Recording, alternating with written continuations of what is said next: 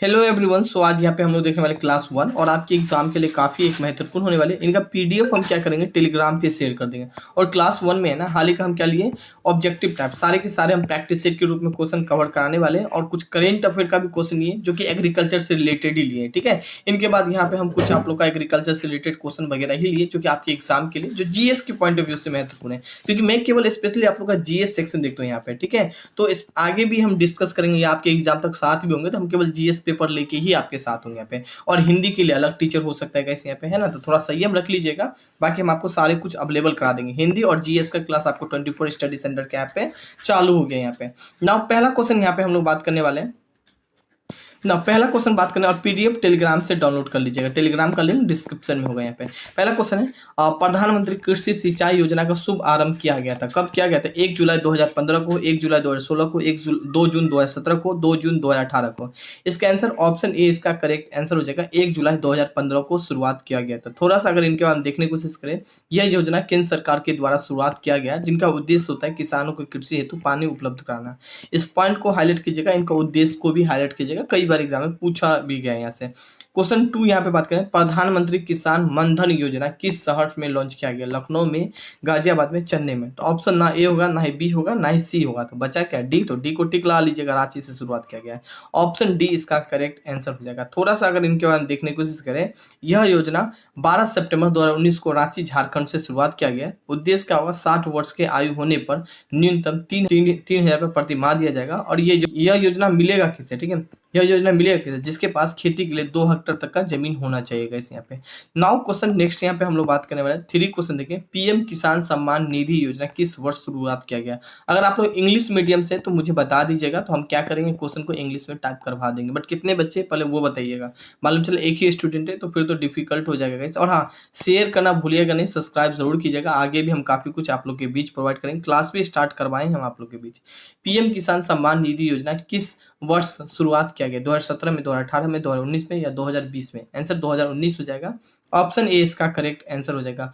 यह योजना 24 फरवरी 2019 को प्रधानमंत्री नरेंद्र मोदी के द्वारा शुरुआत किया गया था। यह योजना का उद्देश्य था देश भर में सभी किसानों को 6,000 रुपये प्रत्यक्ष आय की सहायता प्रदान करना, जो दो हजार रुपया के 3 समान किस्तों में किसानों को सीधा प्रदान किया जाएगा यहाँ पे। तो इस पॉइंट को हाईलाइट कीजिएगा, काफी एक महत्वपूर्ण होगा आपके एग्जाम के व्यू से। एंड क्वेश्चन 5 यहाँ पे बात करने वाले हैं। क्वेश्चन 5 बात करें, भारत में सीमांतर कृषि भूमि जोत का आकार है यहाँ पे तो 5 हेक्टेयर से ज्यादा या 2 हेक्टेयर से 4 हेक्टेयर, 1 हेक्टेयर से 2 हेक्टेयर या 1 हेक्टेयर से कम।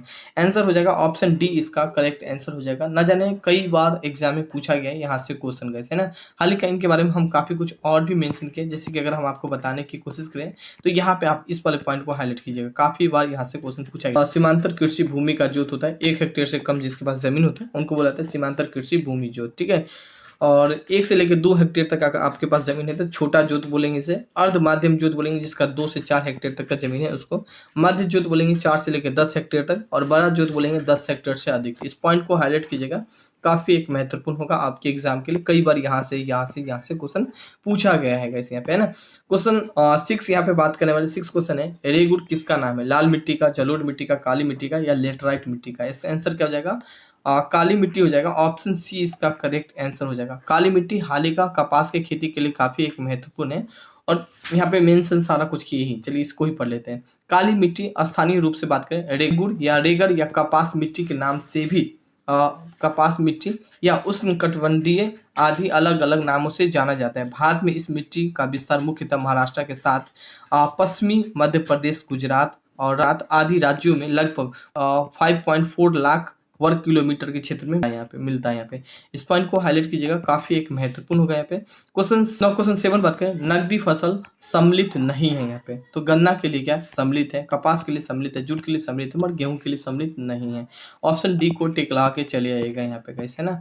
अगर थोड़ा सा इनके बाद देखने की कोशिश करें, नकदी फसल के अंतर्गत गन्ना, कपास, जूट, तंबाकू, तिलहन आदि प्रमुख है। गेहूं एवं चावल फसल नकदी फसल ना होकर खाद्य फसल है यहाँ पे। नाउ इस पॉइंट को हाईलाइट कीजिएगा। क्वेश्चन नेक्स्ट यहाँ पे हम लोग बात करने वाले हैं।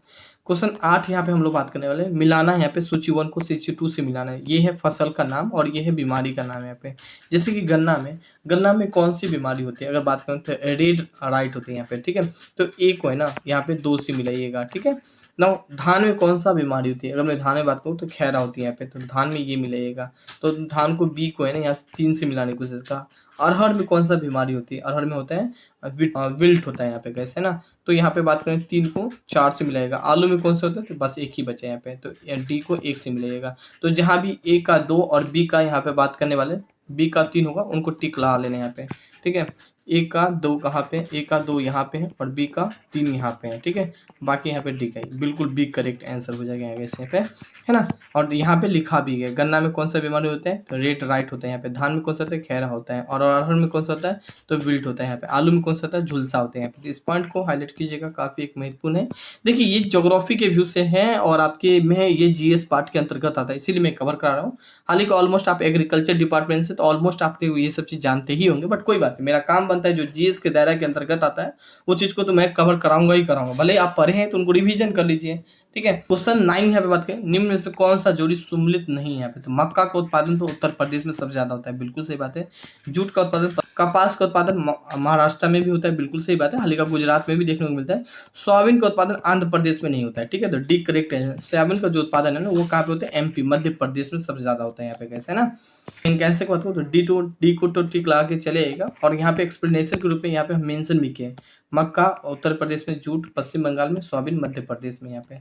9 क्वेश्चन 10 यहाँ पे हम लोग बात करें, 10 क्वेश्चन है।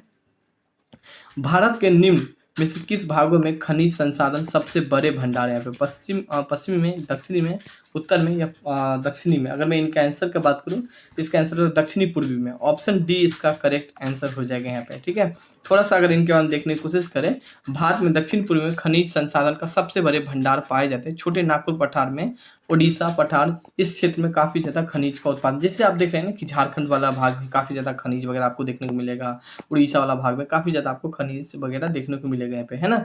नाउ क्वेश्चन 12 यहाँ पे हम लोग बात करें, बिहार का जब ज्योग्राफी डिस्कस करें तो वहाँ पे काफी कुछ डिस्कस कर लेंगे। 12 क्वेश्चन है, पुराने भाग की जलोढ़ मिट्टी बिहार के किस भाग से संबंधित है, यहाँ पे भाग से संबंधित है, मिस्टेक है। भोजपुर, भागलपुर, मगध या सभी, आंसर सभी से हो जाएगा। पुराने जलोढ़ मिट्टी ना बिहार के भोजपुर वाले से, भागलपुर वाले और मगध, इन सभी से संबंधित है। ऑप्शन डी को टिक ला के चले जाएगा। और यही बात यहाँ भी लिखा गया है, पुराने जलोढ़ मिट्टी इस प्रकार की मिट्टी है जो दक्षिणी बिहार के उन भागों में पाई जाती है जहाँ पे बाढ़ वाला पानी नहीं पहुंच पाती है, ठीक है। यह एक भारी मिट्टी है, इसमें ठीक है, इस प्रकार की मिट्टी मगध के मैदान, भोजपुर मैदानों में के भागों में पाई जाती है। इस प्रकार की जो मिट्टी है वो मगध के मैदान और भोजपुर के मैदानों में पाई जाती है यहाँ पे। तो इस पॉइंट को हाईलाइट कीजिएगा, काफी एक महत्वपूर्ण है। बाकी क्लास ज्वाइन करना चाहते हैं तो गैस आपको तो 30% आपको डिस्काउंट मिल जाएगा। 999 पे 30% डिस्काउंट मिलकर 700 रुपया हो जाएगा, ठीक है। कूपन कोड में आप लोग क्या यूज कर लीजिएगा, कूपन कोड में यूज कीजिएगा BAO, ठीक है, सब कैपिटल है और 2023 यूज कीजिएगा तो 30% को आपको डिस्काउंट मिल जाएगा यहाँ पे। तो ज्वाइन कर सकते हैं। टेस्ट सीरीज वगैरह A to Z आपका जनरल स्टडी से सारे के सारे कुछ आपको मिलेगा, जिसमें हिंदी भी इंक्लूड होगा और GS वाला पार्ट भी इंक्लूड होगा यहाँ पे। एग्रीकल्चर आप लोग खुद देखेंगे। Thank you, have a nice day.